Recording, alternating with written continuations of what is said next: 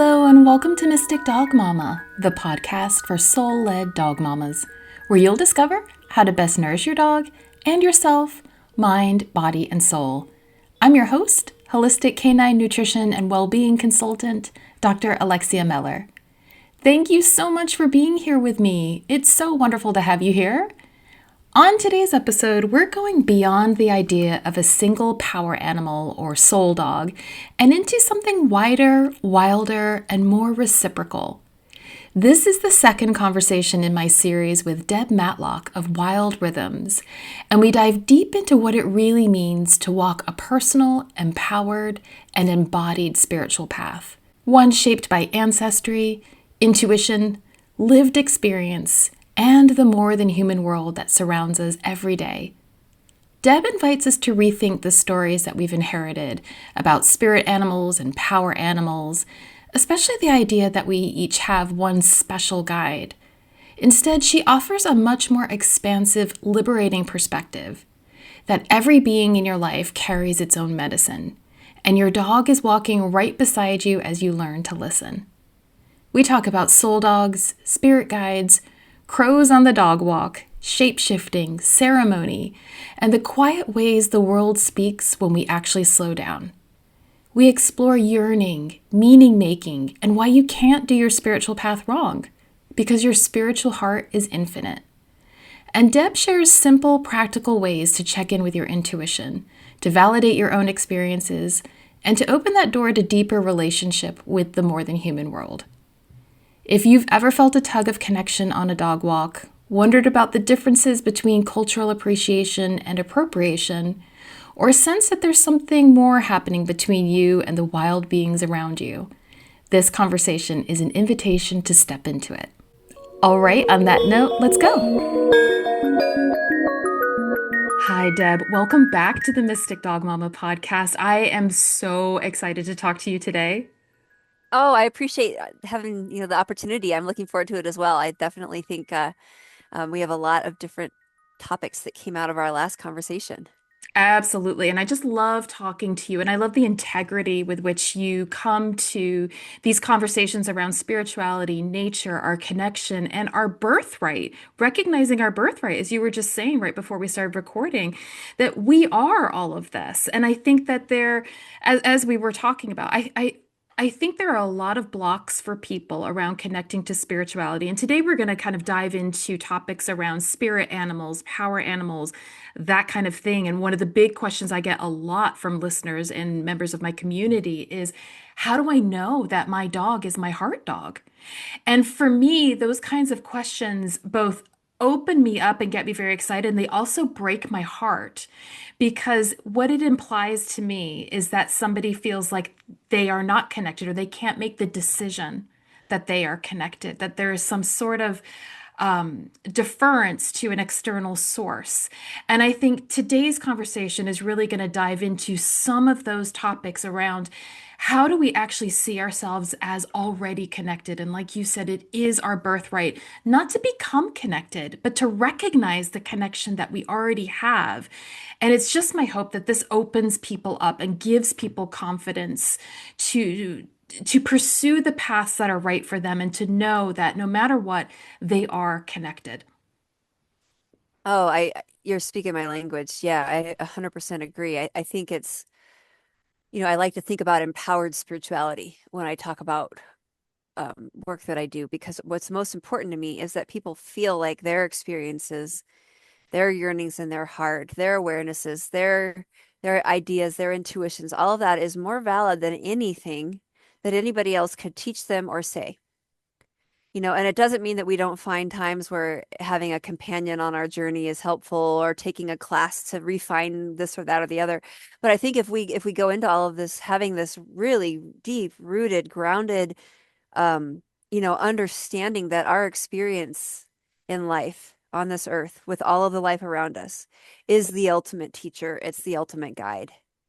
And if that is our first kind of orientation mindset, then we can experiment and play and learn, and we can very easily discern, things that are a good fit for us or aren't, or, I really resonate with that, and wow, I'm completely not involved over here, because if we're orienting from a deep grounded place in our own agency, but also in our own deep connection to all of life, that nobody can get in between that. Nobody can get in there. It's our we each have our own, empowered spiritual path, really. I love that you're saying that because I think my experience too of having gone on different trainings, for example, and practiced with different practitioners and within different kind of cultural contexts as well. And we'll dive into that too, the kind of tendency to appropriate other cultures within the Western exploration of what spirituality is, because we have been disconnected, right? But I Right. think even though I have always been on the spiritual path, I think I was born awake. And that my experience on the path has actually been one of discerning what is true and not true for me and actually claiming my own voice. I think ultimately that's what we're all doing, but I think I was aware that that was part of the path. And one of the things that I really found was when I was coming into different communities on different courses, it was so heartbreaking that so many people were just desperately seeking outside of themselves for a sense of validation, for a sense of what should I be feeling. Like there was a right way or a wrong way to do any of this stuff. And it's really informed what I do with Mystic Dog Mama in terms of not only my own sense of understanding my own journey, but how do we bring these conversations to the table for people to be able to essentially hear their own truth, to be able to understand that the universe is in our own minds.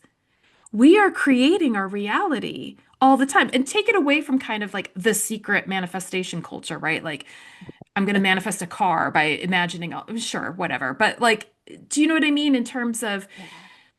we are giving meaning to this thing that we call reality. And I think it's so important for people to hear that and recognize that because that is part of what empowers you to then choose how you are experiencing it. Oh, I love that, and as you're talking, I was thinking, one of the age-old questions is what's the meaning of life? And that is never a question that somebody else can answer for any of us, and kind of what you were just saying, I feel like was such a beautiful way of articulating that. It's like our own spiritual path, like you said, finding your own voice within that path, finding what fits and what that journey looks like for each person is very different, and how much somebody chooses to be consciously focused on that versus, not so much is part of their empowered choice, and it's part of how they're making meaning of their life, and it doesn't mean that one way is better than the other, but I feel like when I've thought about that question of what's the meaning of life, and I thought, well, I wouldn't want anybody telling me what they think it should be for me. I mean, I feel like the meaning is in the making of it. It's in the making of the meaning.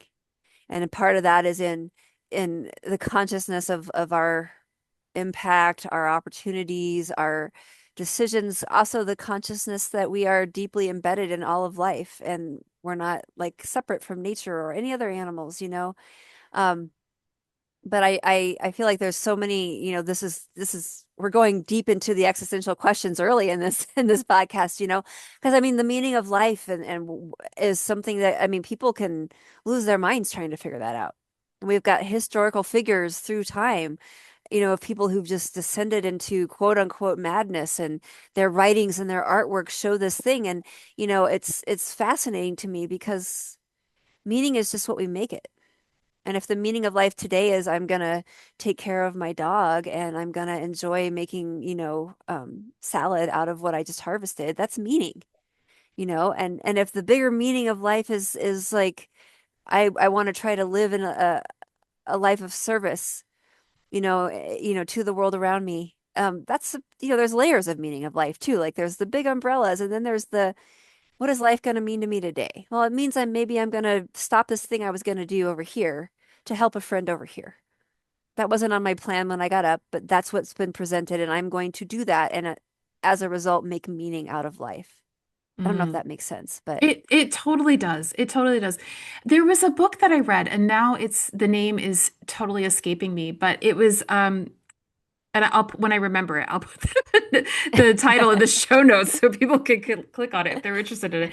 But it was a woman who was an author who was going around and interviewing people around different ways that we make meaning and really recognizing that it is both a very individual way of doing it, but there are patterns as well. They're kind of our yeah, different That's modalities. cool.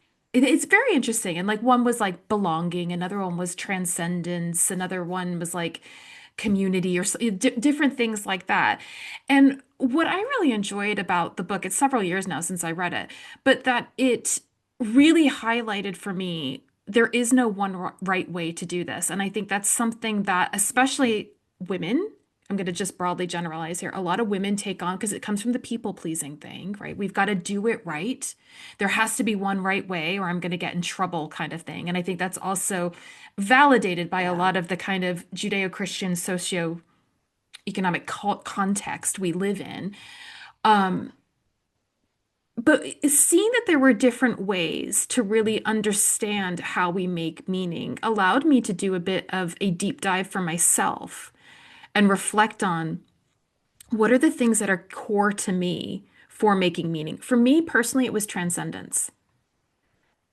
I found meaning, the highest meaning for myself, when I could feel some level of connection to something well beyond myself, to that sense of oneness, which is also why I'm very into Yeah. shamanic practices and Yeah. nature-based spirituality, because that allows me to feel it, right?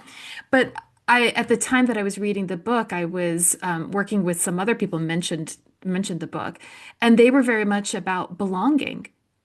That the way that they really understood meaning was when they could do it in community and they felt part of community. So we had these really interesting conversations around, oh my Right. goodness, like you put me into an experience where there's going to be belonging. That will feel great, but it won't give me that sense of real connection of meaning that I'm searching for. And you put the person who's really rooted in belonging into a transcendental kind of experience.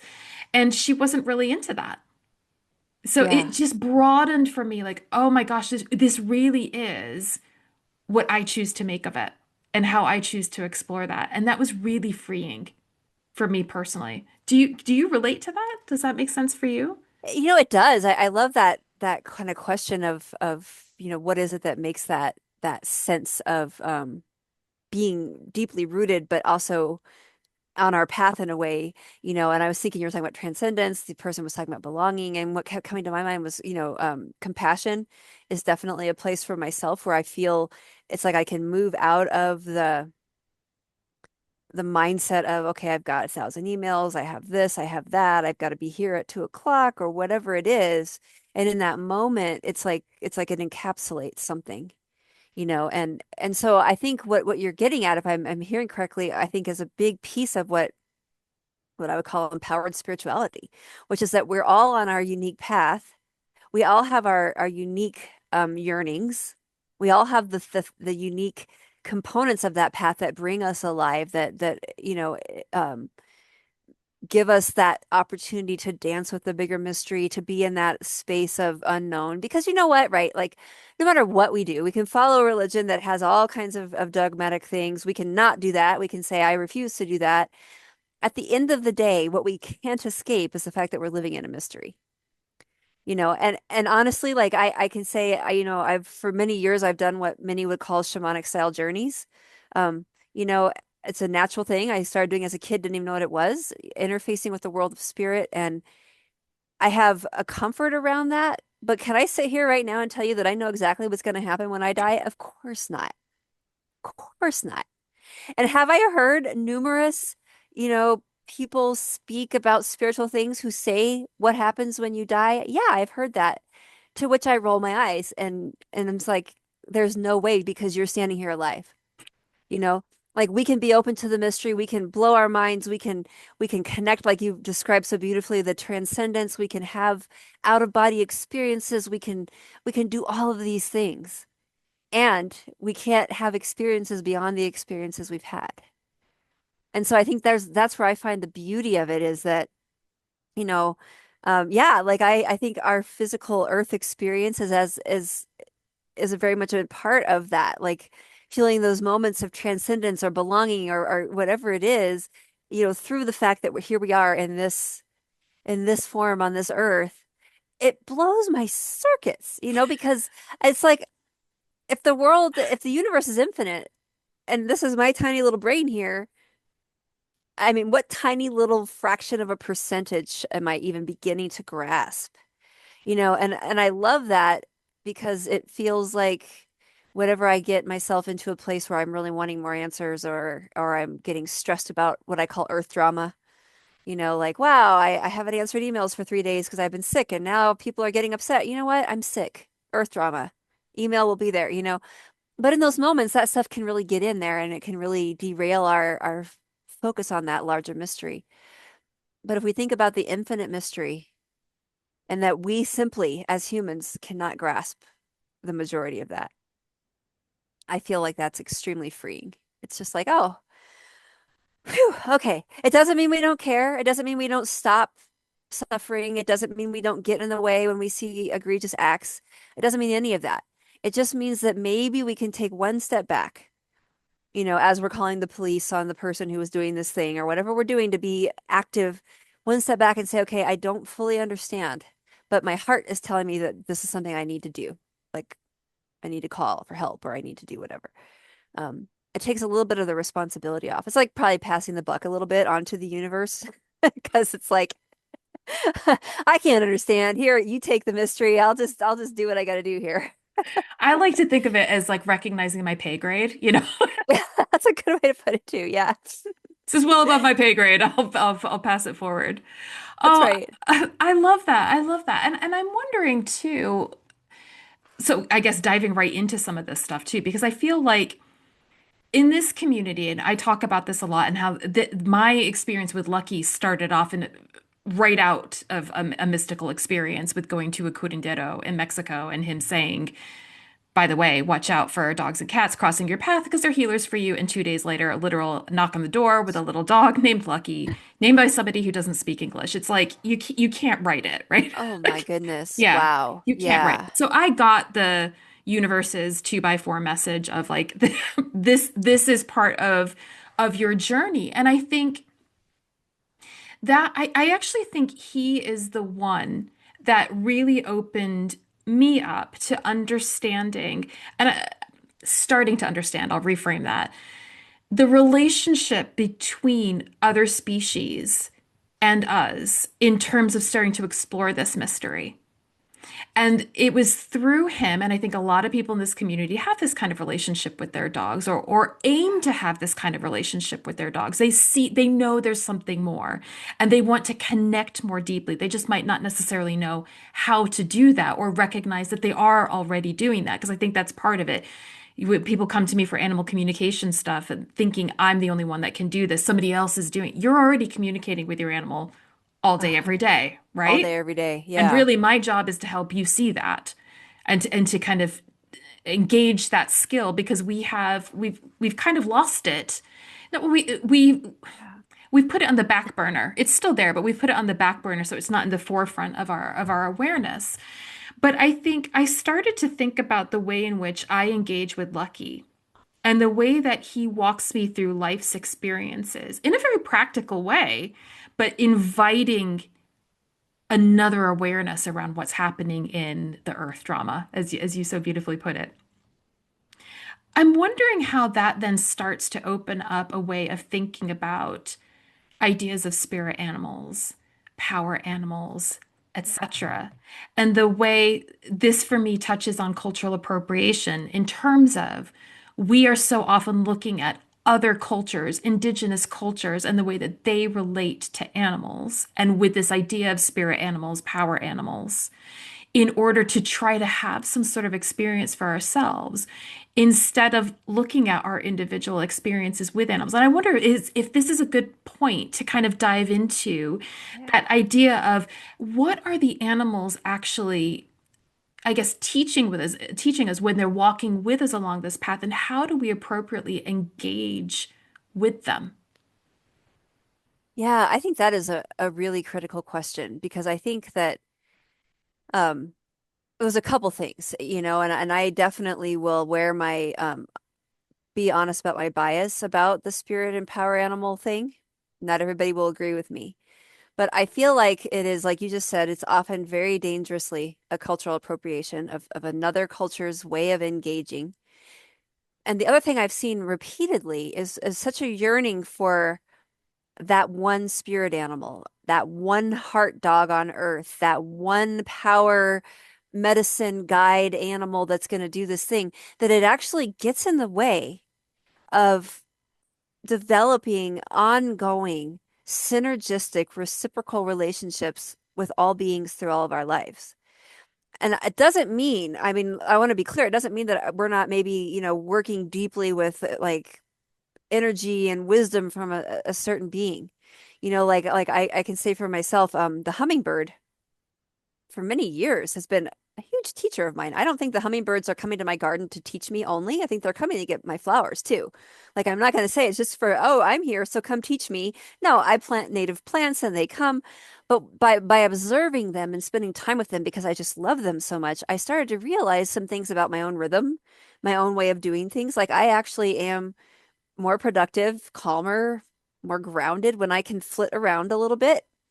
And if I have a whole day where I'm working on a bunch of things, it's going to be a little bit over here, a little bit, okay, literally I'll scrub the bathtub and then go type something up on my computer that came to me. And then I'll go, put some laundry in and I'll go back to the calendar and put some stuff. It is like a hummingbird zipping through the garden.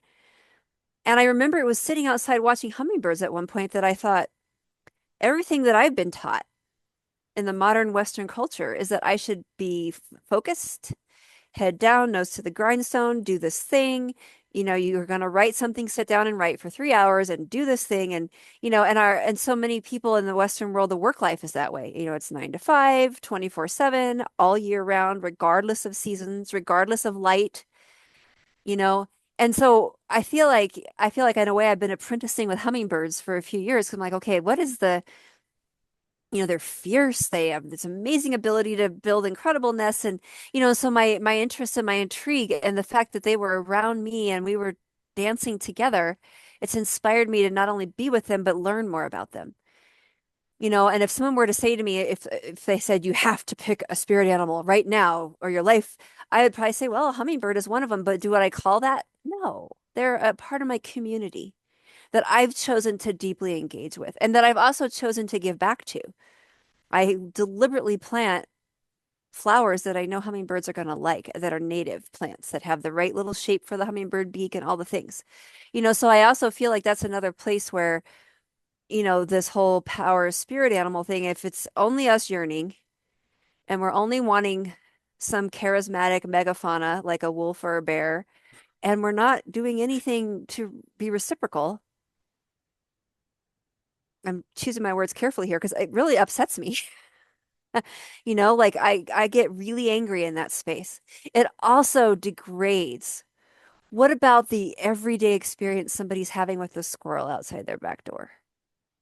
Squirrels are wise, wise, wise, and we share spaces with animals all the time, and so I think it's one of those things where if we are going back to how you started this podcast, if we're so disconnected from our own sense of what it is for us that is an empowered spiritual path, then we are going to miss the beautiful relationships and the amazing wisdom and the opportunities, and even the spirit animals that if people are in that kind of modality, I mean, certainly, not all the helpers I work with are in human form, but I'm also not gonna negate it if a different helper shows up at some point that is a different animal than what I thought was my quote unquote, you know, power. But that was a whole lot of Deb's opinion. And so I will Love it. stop for a second now. No, that's what I want is your opinion. I think it's so valid and it's so helpful. And I feel very strongly in a similar way to you about kind of deconstructing these narratives. Even the thing, and I'm guilty of doing this too, of like going to a book or looking online, like I've seen an animal, what does it mean? Yeah. Like it's not to say that there's not a grain of truth to that or that's not helpful, but it's a starting point, not like the end goal and not a defining factor. And I think as I've kind of grown older and wiser and grown deeper in my relationship with animals and with my own spiritual practice, it's also this thing of the reminder, like, for example, I've started developing a relationship with one particular crow, not in this like magical way of like seeking out, oh, crows mean this and I want to experience this. It was more the crow figured out I do treat scatters for Lucky and was like, I want in on this deal, right? Like it's Smarty pants crows out there. I tell you what, they have got our number. I love it. I love it. And I actively cultivate this relationship with this crow because I just think it's absolute magic. And I love seeing the relationship between the crow and Lucky, who is not phased at all, but is very confused as to why this blackbird that's almost the size of him is following him around. He's like, why are you eating my treats? What are you doing? Exactly. But it was such a reminder of the individuality of every single being as well, rather than me just assigning this like lump description to like what do you know what I mean? And really Totally. making it totally about my personal like anthropocentric experience. And it's been kind of a line of inquiry. The walk, this is something that's actually quite beautiful, that the dog walk has become a line of inquiry for me out in nature and seeing what we are going to be experiencing, like whether or not the crow's going to show up, or maybe this crow's like busy off with friends, found someone else to like nip treats off of. But it becomes about a relationship with the individual. And I think those of us who have dogs, we argue for that for our own dogs too, right? Like we say they're individuals and we want to honor their individuality, but there can be this tendency to not afford that same level of respect and understanding and arguably discernment too when we're looking at the kind of wider natural world, and that this isn't a stage of like actors for us. We are part of all of this. Do you agree with that? Oh, Yeah. oh God, this is not a stage of actors for us. I mean, we need to like put that on a t-shirt and bumper stickers. And I mean, I live in a place where there's a lot of hawk, red-tailed hawks, a lot of coyotes, and it's very common to cross paths. And I was leading an outdoor workshop at one point, and somebody was saying something to the effect of, well, there was a hawk overhead. It was like, oh, what does that mean? What is it? And it might. But it also, the hawk lives here and we're right by a field, and that's where the hawk is going to get lunch or breakfast or whatever meal it was. And one of the things that I think of when I think, I love how you said that, they're not actors on a stage for us. And this is where if we step out of that space, we decenter the human and just say we are part of this expansive dance. I know one thing I do with myself is, living around all these animals, if I have an encounter that is out of the ordinary, I often will pay a little bit more attention in that moment. Mm. Like I had a great horned owl, and they're around here and they love to watch people. They are very much people watchers. So that's seeing a great horned owl certain times of year is very common. There was one time I walked in my backyard and there was one that was sitting on my lawn chair. And I walked out and I was like, oh my goodness, I'm sorry. And I assumed that the bird would just flip and go off. And she turned and stood there and like settled in. And we were about 6 feet apart. So I was like, I backed up a little to give space and then I sat down. And I was like, okay, I'm open. This is interesting and it's catching my attention. I know we live around each other. And I also don't want to ignore the fact that this is a little bit of an unusual encounter here.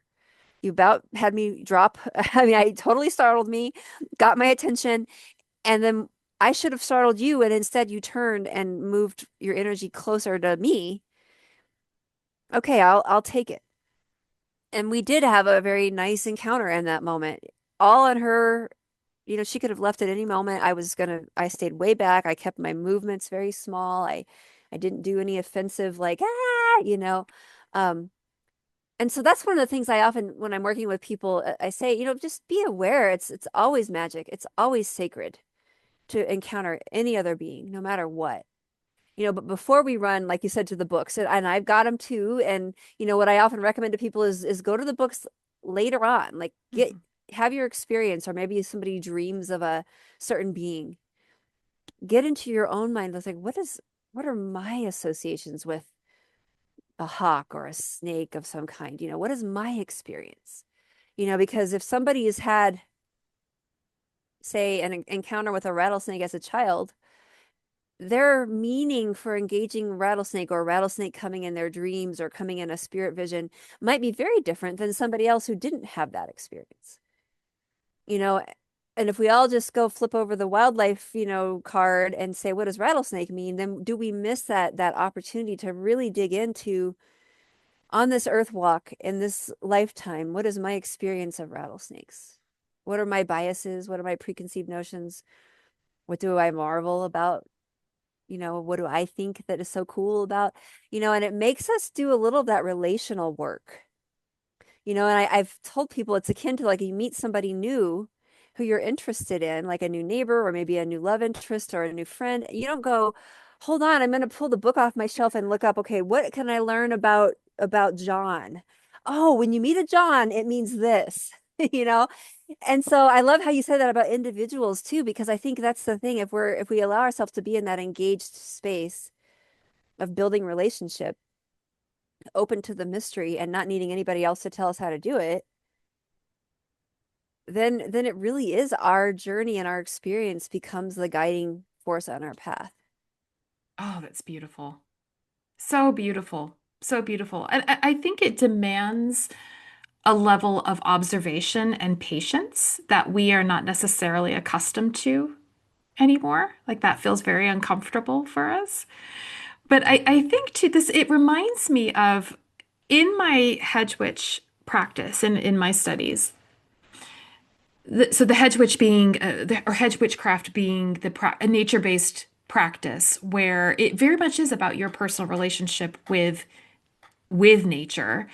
And there's the element of shamanic practice that is embedded in that too, where you cross the hedge. So you go into an altered state of consciousness. And I think when I first started doing that, I didn't think I was doing that right either. It was like, what should this look? 'Cause especially when we hear so much about various plant medicine ceremonies or what have you, and people having like these seemingly amazing, crazy, really like almost theatrical in some respects kind of experiences. And my experiences were never actually like that. They were very, I thought I was making a lot of stuff up in my head, and the reality is we are making everything up in our heads. And I think that's part of it.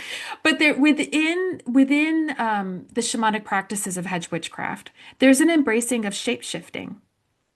And before I started getting into this, learning more about it, I didn't understand really what was going on with shape shifting. And I have come to understand, and I would love to hear your thoughts on this, that shape shifting really is about recognizing the qualities of whatever it is that you're shifting into. You're not physically shifting. It's recognizing that you are that.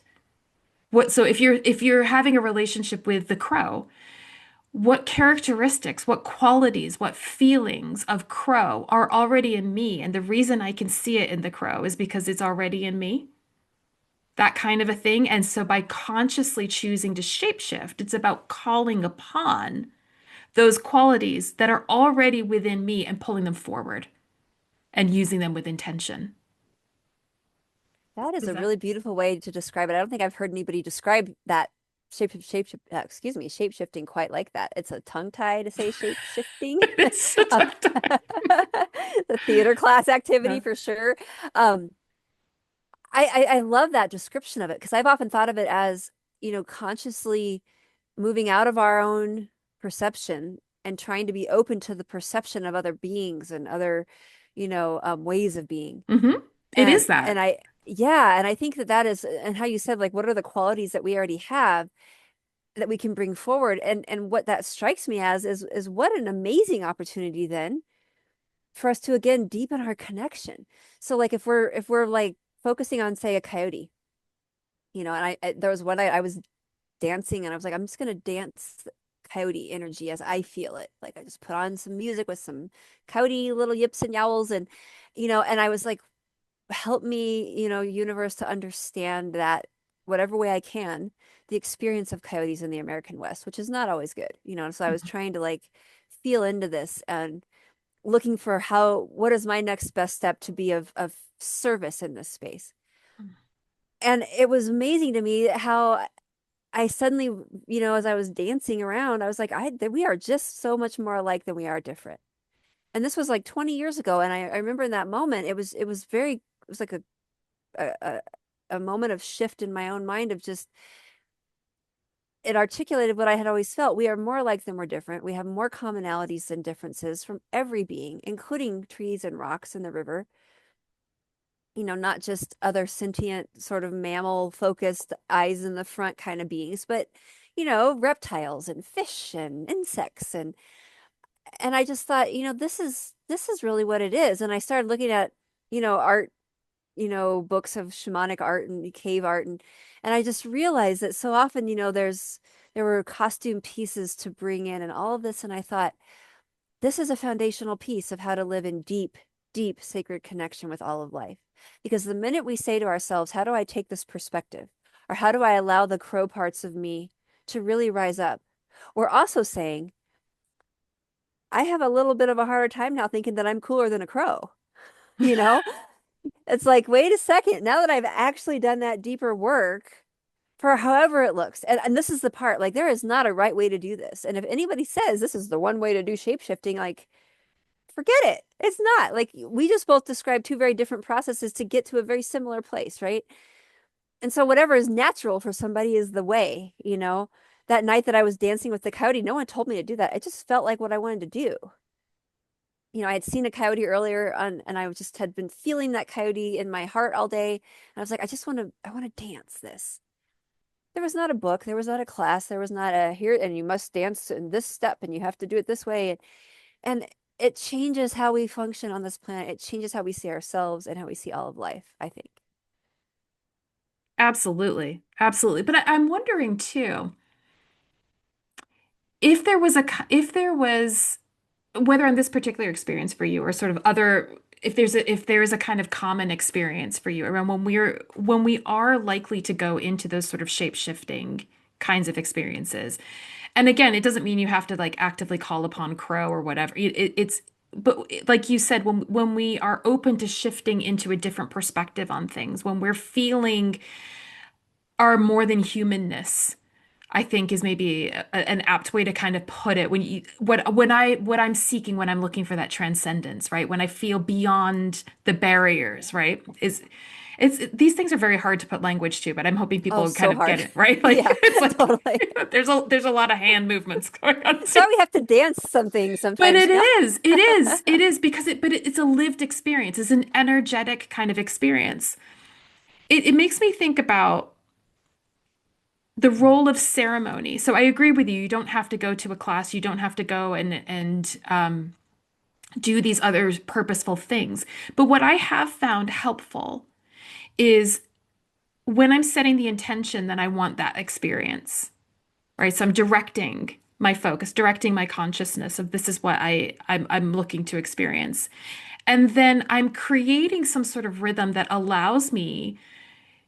Oftentimes it's drumming, like in shamanic practices, it's drumming or some sort of beat that Hmm. helps you get into that place where you are willing and able to kind of let go of the confines. And so dancing is a great way to do that. We let go and we're moving the energy. I wonder if you think something like that might actually be key though to those moments where we are choosing to shapeshift or we are choosing to come into a different kind of relationship with our more than human kin. Yeah, I think that it can be very helpful. And I think at different stages in people's journey, different ways of kind of, like, I love how you said setting the intention can be there. Like, I know for myself early on when I first figured out what these spirit world journeys even were, that they were sort of happening, it was through music and dance and drumming. And still today I can move into that space without those things. And I often do if I'm working with clients or something, I'm not um and if I want to go into a deep experience for myself, I can add those things back in and kind of set the stage. And it's almost more like it's a piece of telling my personality self, we're moving into this space too. We're doing this thing. If there's certain scents or candles or drumming or, you know, I, you know, I had a client once who was working on developing her ability to engage more, having, well, she had the ability. It was more to develop her confidence in her ability with engaging the spirit world. And she found that having a meal before these moments really helped her, like having her body fully nourished and, not, kind of minimizing the risk of her physical body saying, hey, excuse me, I'm cold or I am hungry, whatever. Um, I think that's very much a huge piece of it. And when I did my master's thesis on the rhythmic connection between people and place, and I looked multiculturally, dance and rhythm, these are multicultural things. There are certain styles of drums that are indigenous to certain places. There are certain drumming ceremonies that are very specific to certain cultures. And that's where I think the line we need to be very clear about. But dancing and rhythm in the landscape and engaging with the world around us is every culture alive. I think if we're here today, it's because our ancestors knew how to engage with and live sustainably and in harmony with the earth in some way.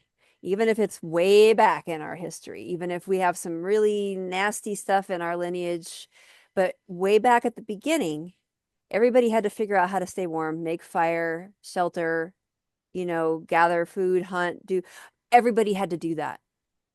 So I think if we're very clear about the deep history of this kind of connection, and we're very conscious about like what you mentioned earlier, the yearning and like the co-opting of our spiritual path, giving the power of it away, then things like ceremonies, we can engage, we can create our own.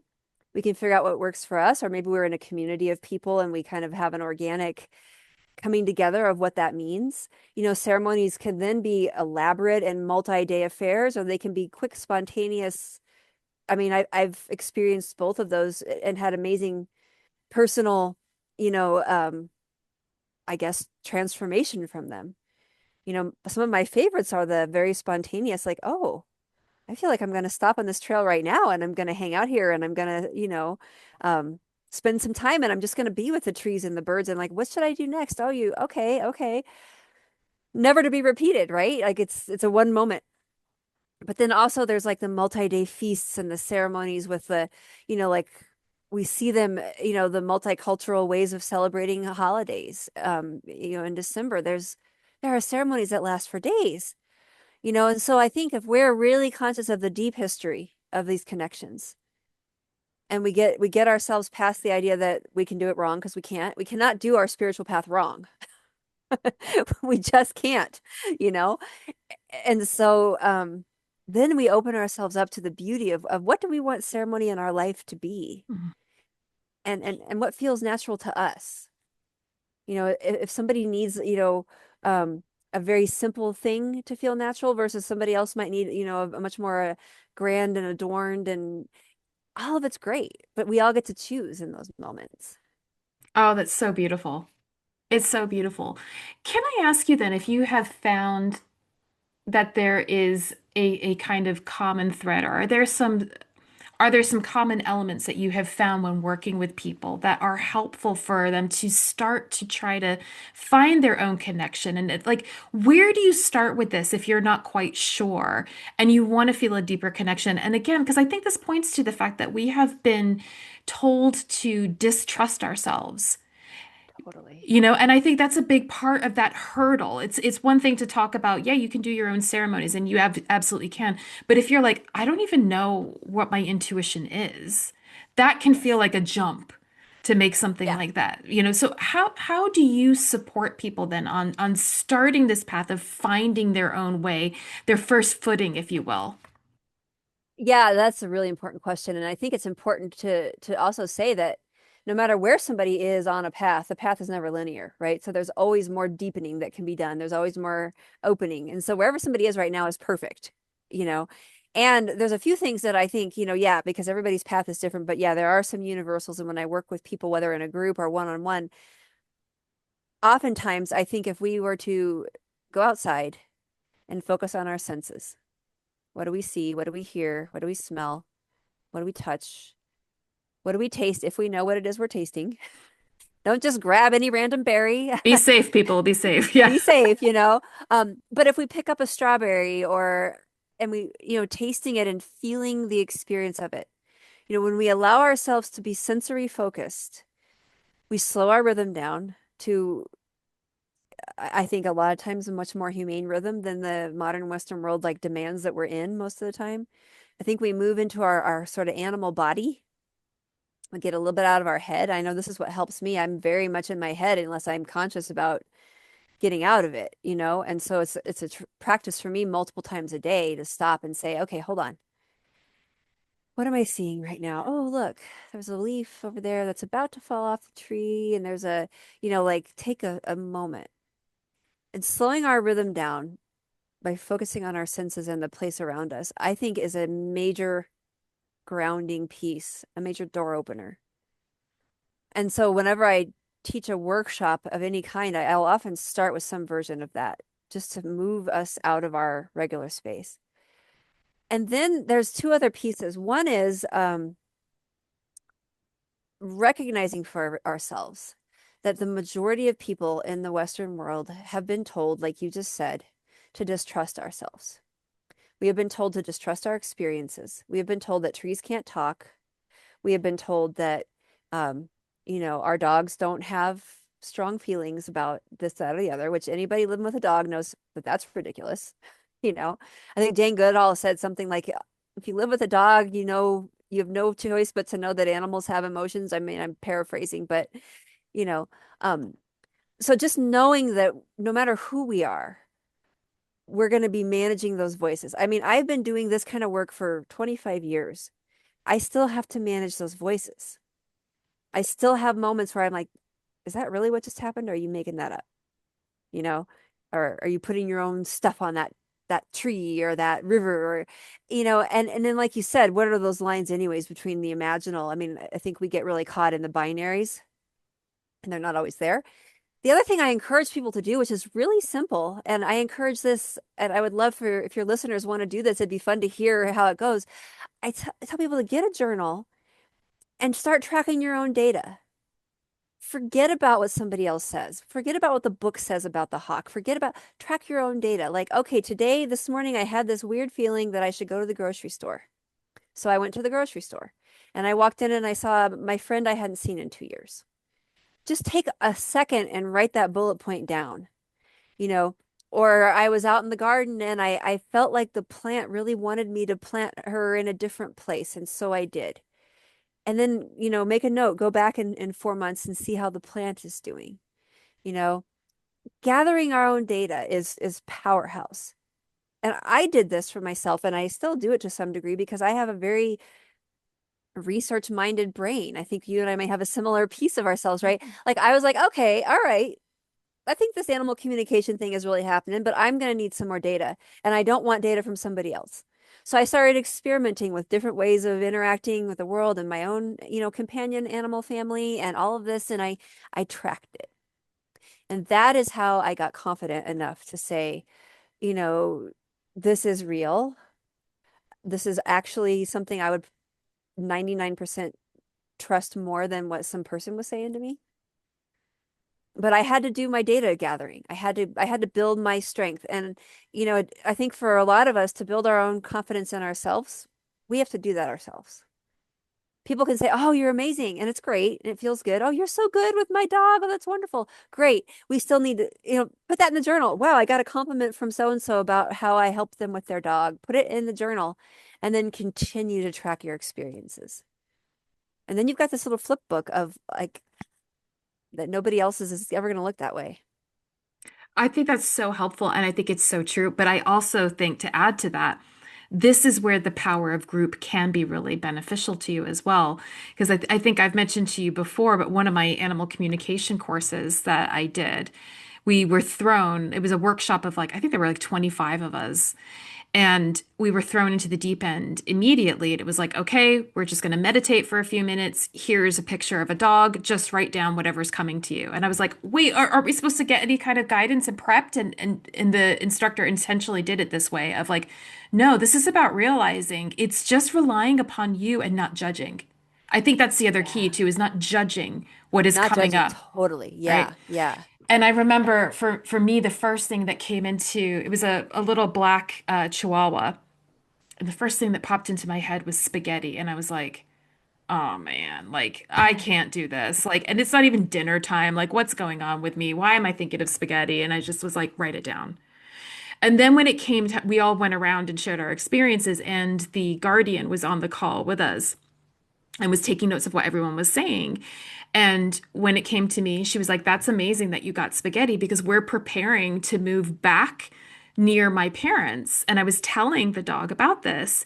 And I was also saying how we are going to see grandpa, my dad. And I have this issue with my dad that he always feeds her buttered spaghetti. And the dog probably was like, bring on the buttered spaghetti. Exactly. Exactly. But Yeah, if I had judged that because I didn't think that fit with a narrative, and this relates to any, for me, any kind of work with consciousness, that it's about not judging what's coming up. That will build your confidence, like you're saying, but it also helps you to see from different perspectives because actually I was tapping into what this dog was most excited about. exactly, Not right? what I thought the dog should be excited about or what we think dogs should be excited about. That dog wanted some buttered spaghetti and was like, awesome, we're going near grandpa. I'm gonna get some. And I Yeah. think that for me was a core component of it is can I put aside my judgmental mind? Because yes, I agree. I'm just like you with I've got that research mind and very discern. And the thing is in academia, we're taught to be like that. That's part of what Yeah. you were meant to do. So that is a muscle that has been very well developed. And sometimes I need to kind of like park that. And Yeah. especially when you're dealing with some of these things that they defy language, they defy logic. It's you we can't put the, we can't necessarily bring them into the material construct and really make sense of them. We don't have the tools to do that yet. So it is a practice of developing your confidence and learning not to judge, which I think is such a crucial thing to apply to everything that you're doing. Oh, totally. And also along with not judging, not trying to make it make sense in the moment. Mm, Like I think the quickest way to destroy a moment of spiritual insight or whatever is to be like, wait a second, what does spaghetti mean? You know? Um, yeah, and so like, okay, this is interesting. I love what you said. I just wrote it down and went with it, and even if the guardian hadn't said that about spaghetti, maybe you would have given that guardian something to be thinking about. And then maybe that guardian would have noticed the spaghetti getting snuck to the dog, like if the dog knew about the spaghetti, right? And I think trying to make sense, like in journey space, for example, like in doing spirit sessions of, shamanic style journey work, if trying to make sense in the moment can often interrupt the whole experience. And I know personally, there have been times in my own path where it's taken me a few years to deepen into some of the imagery or guidance or visions or even just insights I've had while walking around. And this is not about special people. This is everybody can do this. We all do it. It's just about are we going to open ourselves to it? Maybe capture it in a journal. Trust it like you just said. Don't judge it. Trust it. Write it down. Okay, I heard spaghetti. I don't know. Um, but then what you also just described, when that was validated for you, it adds to your data bank of faith in your process. And so I think when we track our experiences and we can see, oh my gosh, like these things are, I get it now. It also helps to build that muscle of I can go against all the voices in my life and in my culture that are saying, you're horrible for being on that path, or you've lost your mind, or this, that, or the other. You must do it this way, or go buy this, 75th book that you've got on power animals because you're still yearning for this thing. You know, none of that's going to fix it until we have, like you just said, the trust, the confidence, the not judging, and the openness to the fact that we're in a mystery all the time. We're in a absolutely. mystery, you know. Absolutely. And interesting that you got the spaghetti message, being with the nutrition background that you have. It's an important message for the guardian to get that maybe buttered pasta is not the main meal for this little pup. And, maybe that was saved this dog from 3 extra pounds. The guardian was like, where is this coming from? Like all of the filter, like why that came through you when I hear that story is fascinating to me too. Yeah, absolutely. And we all carry that. And I think again, it's having that level of curiosity, like you're saying, that we're in this mystery and trusting. I think that that's actually understanding our own medicine. I wonder what you think about that when we talk about like the medicine of we tend my experience is that we tend to talk about it in terms of, say, like a power animal or a spirit animal, and it's always this other, but recognizing we actually carry medicine as well, and that we are part of sharing our medicine as we engage in the world. What do you think about that? I love that. I haven't thought of it in those exact words, but I will say now that you're mentioning that, it's reminding me that there have been times in my life where like I met somebody new and I was just kind of asking for universal guidance. And I remember one time getting the message, this person has the medicine that you Ah, need right now. This was like 15 years ago. And it was a difficult relationship and it became a more difficult relationship. But I remember the message was this person has the medicine and you for him have the medicine. And so I love that because yeah, of course we do, right? Like if we're going to assume that, grizzly bears have medicine or that rivers have medicine. And I think the beauty that we have is when we develop our awareness of that and we own it and we own it from a humble place of that we can only help each other. We can't tell anybody how to do anything. I tell everybody in everything I do, I'm like, I can't teach anybody anything. I can create a container. I can facilitate some experiences that might allow you to learn some things, but your choice to learn, right? And so we can learn from ourselves, our experiences, the world around us all the time and enrich our medicine, enrich the way that we offer our gifts and ourself, what kind of services we provide to the world around us. And to me, that is where empowered spirituality lands in that healthy, sustainable service. It's not just about me feeling more healed or healthy or whole, or that is all important. And so that I can then contribute in some way, in a way that is also reciprocal, feeds us. Like I think if we're really giving in true, honest service that fills our heart, it is not draining either. I mean, it's even if it's an exhausting day volunteering at a, animal rescue or something, we still can walk out super tired, but with our hearts full. And then there's this beautiful synergistic dance. And that's where I think spirituality in its highest form, look at me saying what the highest form of spirituality is. But for myself, when I say what's my highest expression of my spirituality, it's when I can let it guide me in how I give back to the world. So that may or may not resonate with everybody, but for me, that is what it's about. It's more about that than any other kind of experience. And other experiences are amazing, but it's like, what can I do with them? How can I share it? How can I share this journey of life? But 1,000,000%. And I probably mentioned this to you before, that actually the way you just really beautifully encapsulated that is very akin to Kabbalistic teachings, which talk about that our only job is to expand the vessel, us, right? Like who we are, and that the vessel encompasses all of our gifts, all of who we are, our personality, because we were designed intentionally to have these things, to have these experiences, to have these quirks, all of that, because it's part of how we deliver our medicine. But our job is to expand the vessel so that we can receive more of the creator, source energy, God, universe, whatever you want to call it. But we can receive more of that and we become the conduit for it in the 3D. We become the conduit of it in the world. And so that is that sense. It reminds me as well of in Reiki practice, where you are ostensibly moving your personality self to the side. So when you were saying that it gives back to you when you're in service, it doesn't drain you. It's the same when you're practicing Reiki, that if you feel drained at the end of giving a Reiki session, you have been using your own energy, not Reiki energy.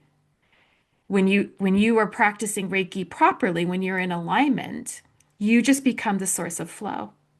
And you receive that too, which is the really beautiful thing. So you come away from a session feeling that you feel as good as the person you've just been offering Reiki to, because it's been coming through you.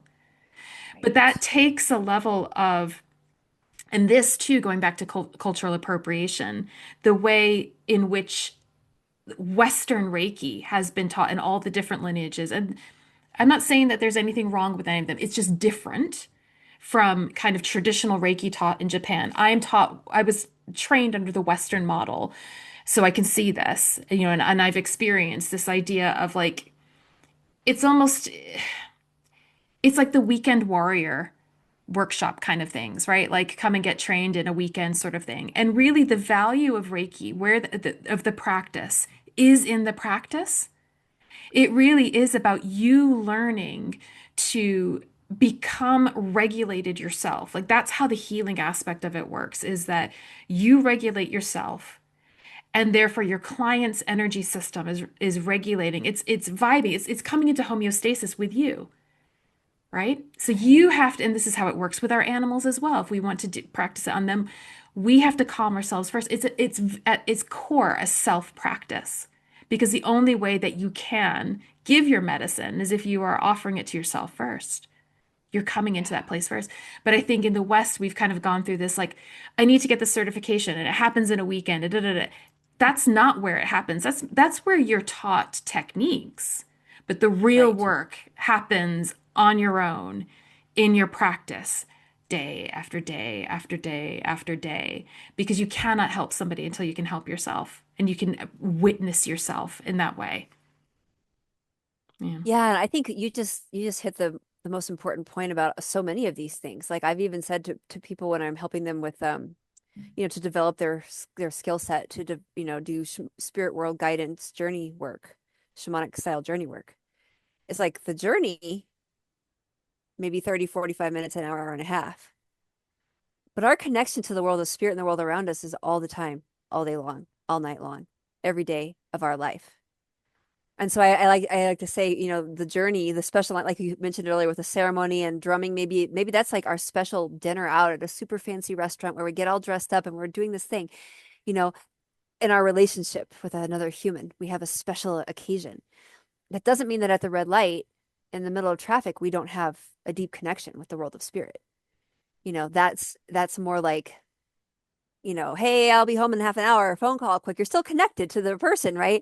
And so I like to look at that, the flavor of all of it. Like you just said, it's a lifestyle, like deepening into our path. And that's where like if people decide to do a journey or a journal and track their thing, their experiences, carry the journal with you or grab notes on your phone and put it in the journal later because you could be in the middle of the grocery store and go, oh, I just had this feeling about this thing and this is what happened. And I want to record that.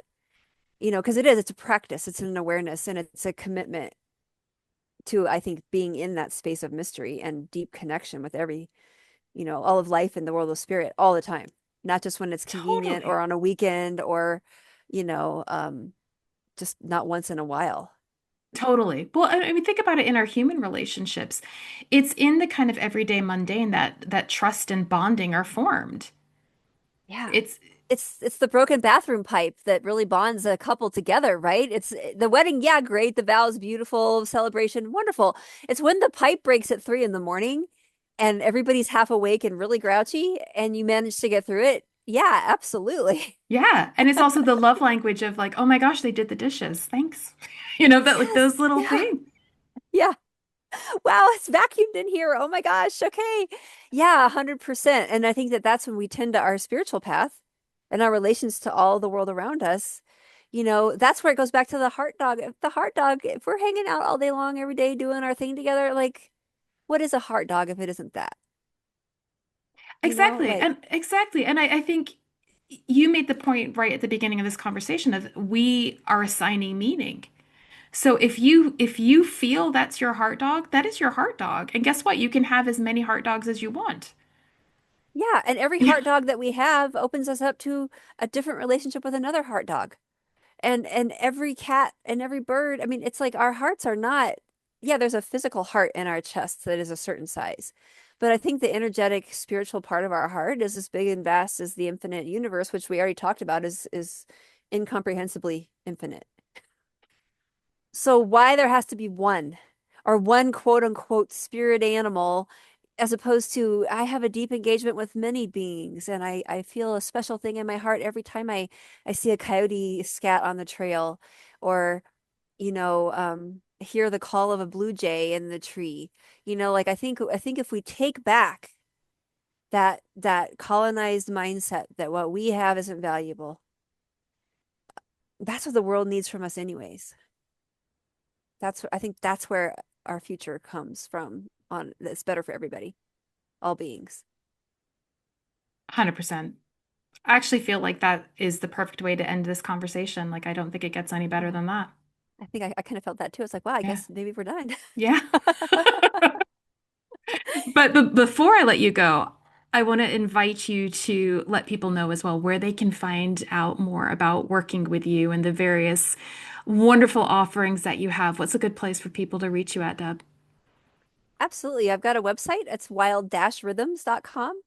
And from there, people can sign up for my email list and get my social media, links and, see all the different whatever's going on in the moment, practitioner trainings and workshops and retreats. And I also do some private work with folks. So, and I'm very happy to chat. If anybody has questions, they're always welcome to reach out. So, but I really loved this conversation. I was looking forward to it. And I just feel so honored to be invited. And I just want to thank you so much for that. Oh my gosh, the pleasure and the honor is all mine. I'm so grateful. I love having these conversations with you, and I feel like we should continue having these conversations if you're open to it because Oh, totally. oh good. Good because I Absolutely. feel like as you said we're being called to step into more expansive versions of ourselves, and I actually think that the expansive version of ourselves is understanding where we actually came from. It's that going back to recognizing we are part of all of this. We're not separate from it all. And so we're at a wonderful choice point moment. And I think going back to the conversation around spirit guides and animal guides and all of that, it's rather than trying to, for me anyways, rather than trying to make them mean something, I think there's the invitation to get really curious and to look at, like you said with the coyote, how are we more alike than we are different? And what is the medicine that we can offer to one another right now?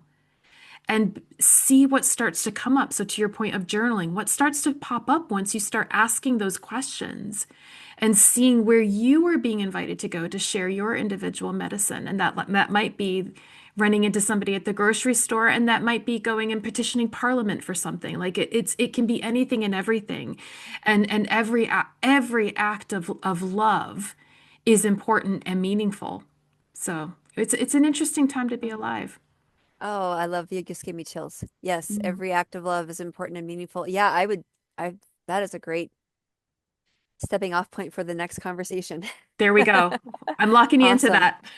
Deb, thank you so much for everything, for your time, your energy, and your wisdom. I'm really grateful. Oh, likewise. This is a joy. Thank you. Thank you so much for joining me for my conversation with Deb Matlock. If you would like to connect with Deb and learn more about her offerings, visit her website wild-rhythms.com or follow her on Instagram at wildrhythms. I've left all of this in the show notes. If you are enjoying these conversations, let us know. We would love to hear. What other topics would you like Deb and I to cover when it comes to connecting with nature and spirituality? Message me on Instagram at Mystic Dog Mama or connect with me at mysticdogmama.com. Please remember to like, subscribe, and leave a review or comment if you value the Mystic Dog Mama podcast. I just love hearing from you guys, hearing what you're enjoying, and what topics you want me to cover, and also how I can best help you along this path with your dog. When you support the podcast in this way, it also helps other Mystic Dog Mamas and Papas to find the podcast. Also, just a reminder, the book that I mentioned in this conversation that my perimenopausal brain just couldn't remember at the time was Emily Esfahani Smith's The Power of Meaning. It's a really wonderful book if you're interested in conversations around how we make meaning. I've also left this in the show notes. Okay, until next time.